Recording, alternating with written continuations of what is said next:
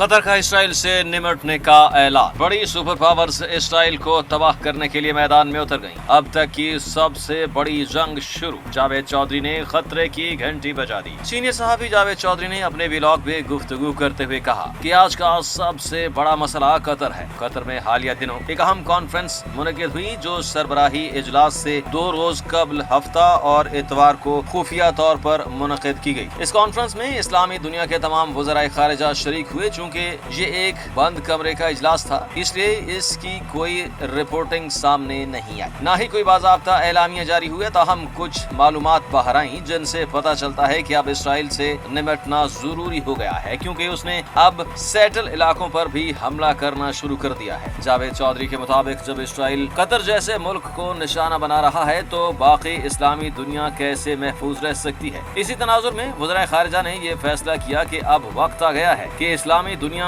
कोई वाज़े और मौसर लाहे अमल अपनाए। उन्होंने कहा कि इस पूरी सूरत हाल में अमरीका का किरदार मरकजी हैसियत रखता है। अमरीका के इस वक्त 2 करीबी इत्तेहादी हैं, एक कतर और दूसरा इसराइल। अमरीका ने कतर को 2 हवालों से बहुत अहमियत दी है। एक कतर में अमरीकी फौज का सेंटकॉम एडवांस हेडक्वार्टर, जहां से पूरे मशरिक़ वस्ता के मामलात को मॉनिटर किया जाता है। जब ईरान पर हमले हुए थे तो इन कार्रवाइयों को भी कतर से ही ऑपरेट किया गया था। इस वक्त कतर में तकरीबन 10,000 अमरीकी फौजी तैनात हैं, जिनमें नेवी, एयरफोर्स और इंटेलिजेंस के अहलकार शामिल हैं। अमरीकी सैटेलाइट कम्युनिकेशन सिस्टम का अहम हिस्सा भी कतर में ही मौजूद है और अमरीका यहाँ से चीन और रूस तक की निगरानी करता है। अमरीका ने कतर को एक न्यूट्रल वेन्यू यानी एक गैर जानिबदार मुकाम के तौर पर भी तरक्की दी है। अगर पाकिस्तान और भारत के दरमियान कशीदगी हुई तो अमरीका दोनों को दोहा में मुज़ाकरात की दावत देता है। तालिबान और अमरीका के दरमियान मुज़ाकरात भी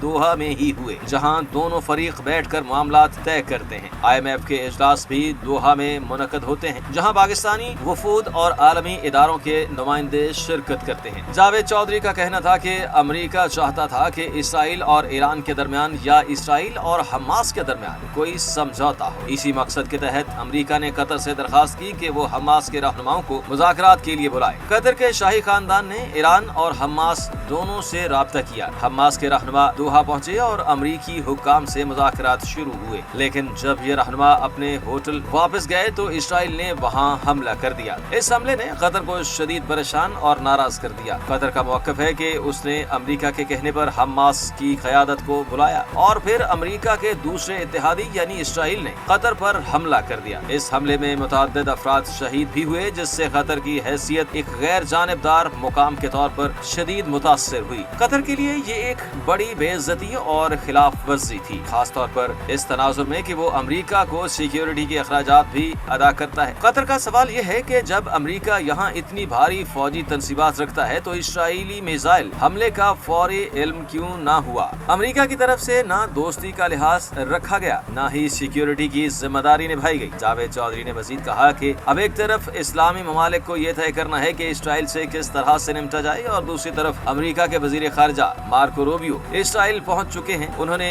जाकर वाज़े ऐलान किया है कि अमरीका का सबसे बड़ा इत्तेहादी इस वक्त इसराइल है। इस बयान से वाज़े हो गया है कि अमरीका इसराइल के साथ खड़ा है, खास तौर पर ऐसे वक्त में जब कतर में एक अहम कॉन्फ्रेंस हो रही है। जावेद चौधरी का कहना था कि रूबियो जल्द कतर भी आएंगे और मुमकिन है कि वो मामलात को सुलझाने की कोशिश करें, लेकिन मसला ये है कि जब आप एक फरीक के साथ खड़े हो जाते हैं और दूसरे दोस्त को तनहा छोड़ देते हैं जिसे आपने खुद मुज़ाकरात के लिए तैयार किया था, तो बातचीत कामयाब नहीं हो सकती। सीनियर सहाफी जावेद चौधरी ने कहा कि इस पूरी सूरत हाल से ये तासुर उभरता है कि एक तरफ तमाम मुसलमान ममालिक हैं और दूसरी तरफ अमरीका और इसराइल। कतर के वजीर आज़म ने आज वाज़े तौर पर कहा है कि हमारे दोस्त ममालिक को अब अपनी मुनाफिकत छोड़नी होगी। ये दोहरा मयार मजीद काबिल कबूल नहीं है।